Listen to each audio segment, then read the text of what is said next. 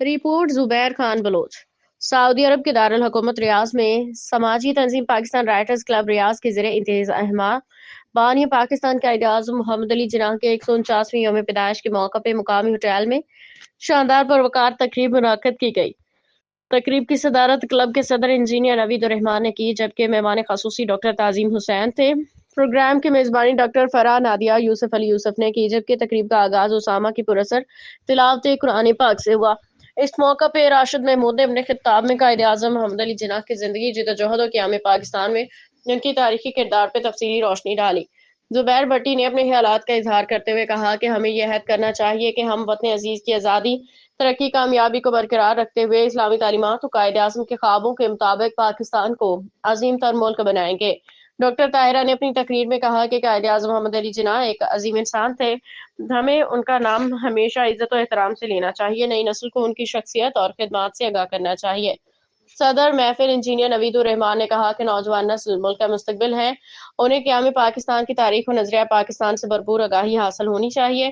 तकरीब में बच्चों ने भी भरपूर शिरकत। महद अहमद और अरीबा आसम ने कायद आज़म मोहम्मद अली जिन्नाह पे तकारीर पेश की। जी, सऊदी अरब के शहर रियाद में बानी पाकिस्तान कायद आज़म मोहम्मद अली जिन्नाह की यौम पैदाइश के हवाले से एक प्रोग्राम का इनेकाद किया गया।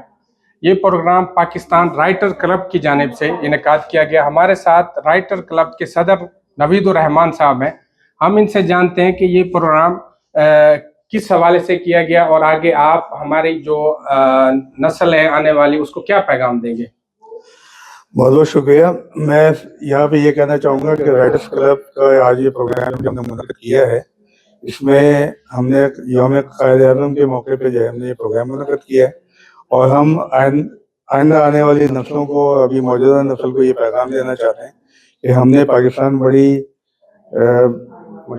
मुश्किलात से हमने हासिल किया है और हमने कायद-ए-आज़म के जो पैगाम है उसको लेके आगे चलना है और पाकिस्तान हम उम्मीद करते हैं और अल्लाह से भी हमारी उम्मीद है कि पाकिस्तान हमेशा कायम और दायम रहेगा पाकिस्तान के अंदर। शुक्रिया। आज के इस दिन के हवाले से सबसे अहम पैगाम जो दिया जा सकता है हमारी कौम को वो ये है कि हम कायद आज़म का दिन मना रहे हैं, बहुत सारी जगहों पर मनाया जा रहा है, लेकिन उनके नज़रिए पे या उनके फरमुदात पे या उनकी तालीमात पे किस कदर अमल हुआ है और उस सिलसिले में हम क्या कर रहे हैं, ये एक बहुत बड़ा सवाल है और मैं आप सबके लिए ये सवाल छोड़े जा रहा हूँ। अस्सलाम वालेकुम। आज का प्रोग्राम राइटर्स क्लब की तरफ से हमने जो मुनक़्क़िद किया है, इस प्रोग्राम का मकसद ये था कि हम कायद आज़म डे मना रहे हैं और कायद आज़म डे मनाने की जो वजह है वो ये है कि पाकिस्तान हमने बड़ी काविशों से हासिल किया है और हम नई नस्ल को ये पैगाम देना चाहते हैं कि उनके मिशन को हमने लेके आगे बढ़ना है और हमेशा हमारी कोशिश ये रहेगी कि हम उनके मिशन को कायम दायम रखें और हम उम्मीद करते हैं कि पाकिस्तान इंशाल्लाह कायम दायम रहेगा। थैंक यू जुबैर बलोच साहब।